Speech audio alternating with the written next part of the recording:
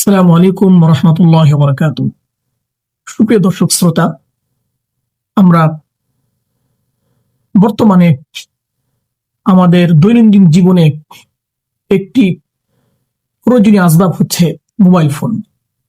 আমরা অনেকেই মোবাইল ফোনের সঠিক ব্যবহার না জানার কারণে বিভিন্ন ধরনের সমস্যার সম্মুখীন হই।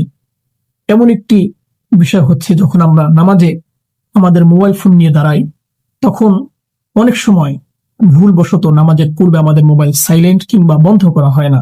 এমত অবস্থায় নামাজের ভিতরে যখন কল বেজে ওঠে, তখন আমরা অনেকে না জানার কারণে কলটা দীর্ঘক্ষণ পর্যন্ত বাজতে থাকে, আমরা কোনো কিছু করতে পারি না। আবার অনেক সময় দেখা যায় অনেক মুসলিম ভাই এমন আছেন, যিনি মোবাইল ফোনটি পকেট থেকে বের করে নিজ চোখে দেখে 2 হাত ব্যবহার করে ফোনটি কেটে দেন। এটাও সম্পূর্ণরূপে অনুচিত একটি কাজ। এই কাজটি করা হলে অবশ্যই নামাজ ভঙ্গ হয়ে যাবে। তাহলে এখন আমাদের উপায় কি?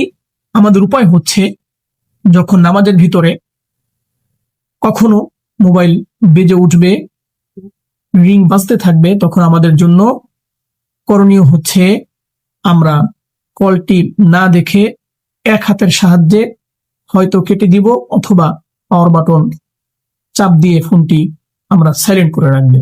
আমরা এভাবেই নামাজের ভিতরে মোবাইলের এই সমস্যাটি থেকে আমরা পরিত্রাণ পেতে পারি। আসসালামু আলাইকুম রহমতুল্লাহি ওয়া বারাকাতুহু।